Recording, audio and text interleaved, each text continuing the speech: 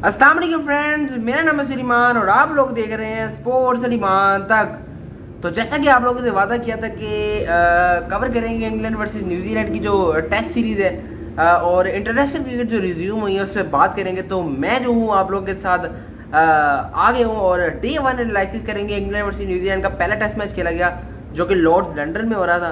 तो सारी बात करेंगे, लेकिन आगे बढ़ने से पहले आप लोग ऐसा करें सब्सक्राइब करें और नोटिफिकेशन की जो बेल आइकन है वो दबाएं, क्योंकि जब भी वीडियो आए तो आपको पता चल जाए जाए फिलहाल चल रही है कैसे रखें। तो अगर बात कर ली जाए इंग्लैंड वर्सेस न्यूजीलैंड का जो फर्स्ट टेस्ट खेला गया डे 1, जो कि सबने देखा कि 17 विकेट्स जो हैं वो एक दिन में गिरी हैं और दोनों तरफ से अगर बात की जाए तो बहुत ही अच्छी बॉलिंग जो है वो हमें देखने को मिली। अगर बात कर ली जाए जो कंडीशन थी, जो पिच थी और जो वेदर था, पिच में जो है वो काफ़ी ज़्यादा जो है वो हेल्प थी बॉलर्स के लिए और ये बड़ी ज़बरदस्त जो है वो ये लॉर्ड्स की विकेट जो है वो नज़र आई है।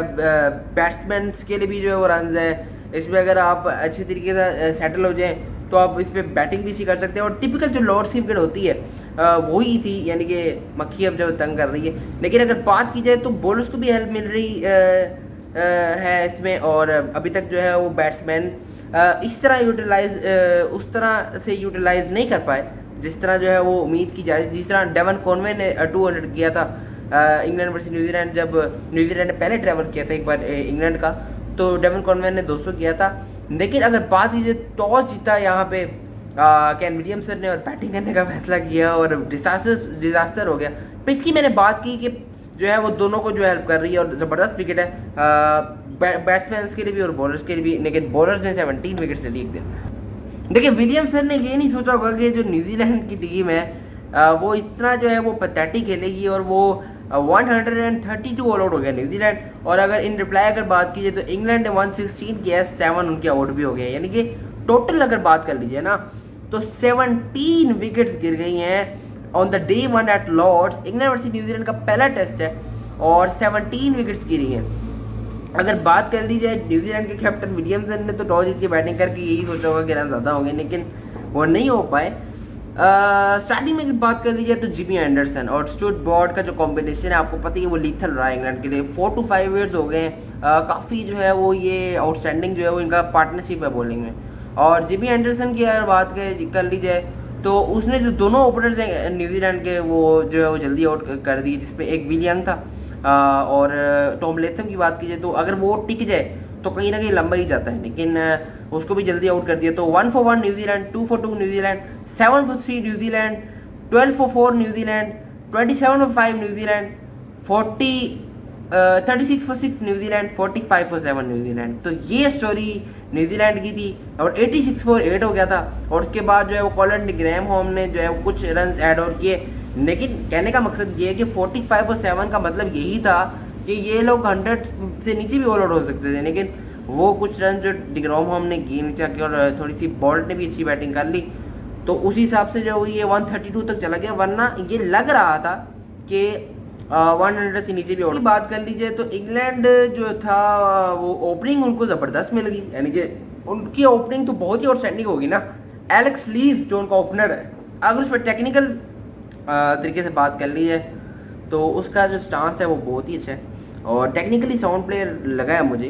25 के हालांकि 80 बॉल्स पे, लेकिन टेम्परामेंट है और बड़ा प्लेयर बन सकता है एलेक्स लीज। इसका मैंने जो फुटवर्क है फ्रंट फुट पे आगे खेलता है तो बहुत आउटस्टैंडिंग खेलता है।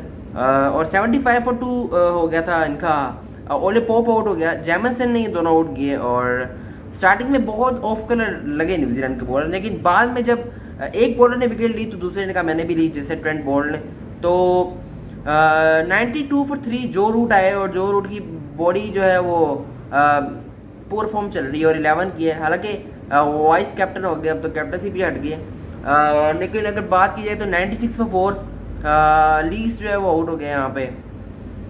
तो डिग्रॉम हमने आउट किया रूट को और उसके बाद जो लीज को आउट किया था वो सऊदी ने किया था। सऊदी का स्पेल अच्छा रहा, जो सेकंड स्पेल था, पहला स्पेल इतना वो बजेगा नहीं था, लेकिन बोल्ट सऊदी का जो सेकंड स्पेल था वो बहुत ही अच्छा था, जिसमें बोल्ट ने भी विकेट ली और सऊदी ने भी विकेट ली। सऊदी ने विकेट ले ली बेन स्टोक्स की, बहुत ही जो है वो अच्छी बॉल स्टोक्स को पड़ी और समझ ही नहीं आई, यानी कि जो फेस था ना वो न्यूजीलैंड ने डोमिनेट किया। तो सऊदी ने जो है वो कमाल स्पेल कर दिया और 98 फॉर 5 जो है वो इंग्लैंड को कर दिए।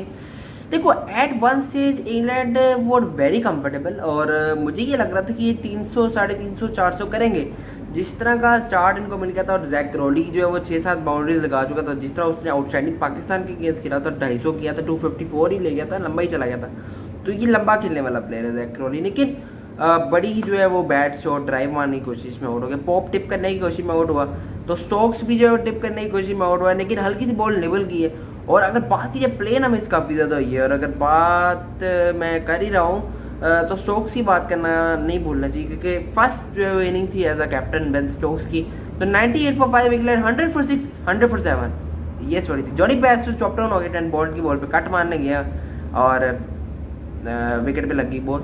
और उसके बाद बात कीजिए तो अगली बॉल पे पोर्ट्स आउट हो गए, और 100 फॉर 7 और 116 फॉर 7 पे डे 1 का इख्तिताम हो गया।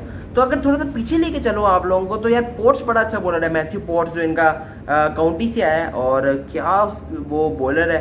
और जिस तरह उसने विलियमसन को आउट किया, विलियमसन भी डिफेंड करने गए थे, और बेन फोक्स कीपर को जो है वो कैच दे बैठे। उसके बाद अगर बात कर ली जाए तो जिमी एंडरसन ने बताया कि टॉम लेथम को जो है वो उन्होंने आउट किया, विलियंग जल्दी। और उसके बाद जो पोर्ट्स की विकेट्स है ना, पोर्ट्स ने एक तो विलियमसन को डिफेंड करते हुए आउट किया, और उसके बाद जो दूसरा पोर्ट्स ने आउट किया है मिचेल को और ब्लंडल को, यानी कि दोनों ही जो है वो टिप करने गए। एक तो जो बाउंस हो गई थी बॉल मिचेल को जो उसने आउट किया है पोर्ट्स ने, और एक जो डिफेंड करने गया ब्लंडल। तो इस तरीके के साथ जो है वो इख्तिताम हुआ दिन का कि डोमिनेट रहा विद द बॉल न्यूजीलैंड भी और इंग्लैंड भी, और मैच इवन स्टीवन आ गया डे 1 पे ही, और 17 विकेट्स गिरी हैं लॉर्ड्स में इंग्लैंड वर्सेस न्यूजीलैंड। तो सब्सक्राइब कीजिए स्पोर्ट्स लीमान तक, नोटिफिकेशन की घंटी बजाइए, क्योंकि मक्खी जो है वो बहुत तंग कर रही है और पता नहीं क्या चाह रही है। 60 रन की ट्रेल है अभी न्यूजीलैंड, अगर इनको आउट कर लेते जल्दी ये जो 3 बैट्समैन है ब्रॉड, तो न्यूजीलैंड के पास जो है वो चांस रहेगा कि बैट करें और लंबा बैट करें। हाँ, तो इंग्लैंड ट्रेल बाय 16 रन, और 16 रन ही रह गए हैं। अब ये हो सकता है कि गेम प्लान ये रहेगा कि थोड़ा सा मिनिमाइज किया जाए, थोड़ा सा लीड को बढ़ाया जाए, और क्रूशियल होंगे, क्योंकि जिस तरह बॉल हवा में स्विंग कर रहा है, और न्यू बॉल जो है वो स्विंग नहीं कर रहा, ओल्ड बॉल ज़्यादा हरकत कर रहा है।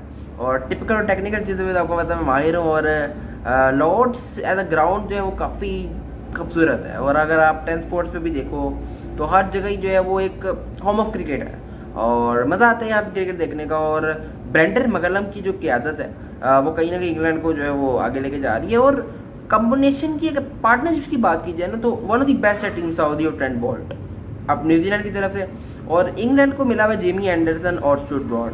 अरसे से देखते आ रहे हैं, अब तो सबको पता ही है। तो जो मेन मकसद है कहने का कि 17 विकेट जो गिर गई, तो मुझे लगता है कि ये 5वें दिन तक तो नहीं जाएगा मैच, 2-3 दिन में ख़त्म होगा, लेकिन मैच मज़े का हो रहा है, देखें। और अब जब टारगेट देगा न्यूजीलैंड, कहीं ना कहीं उनके माइंड में होगा कि कितना टारगेट देना है, और एंड देन इंग्लैंड को चेज करना है, तो वो एक मज़ेदार फेज होगा। हालांकि सारे जो है ओवर्स फास्ट बॉलर्स ने किए हैं, आज स्पिनर्स जो है वो दोनों ने खिलाए हैं, लेकिन किसी स्पिनर यूज़ नहीं किया गया। तो सब्सक्राइब कीजिए day 1 stumps England versus New Zealand. Sports लीमान तक।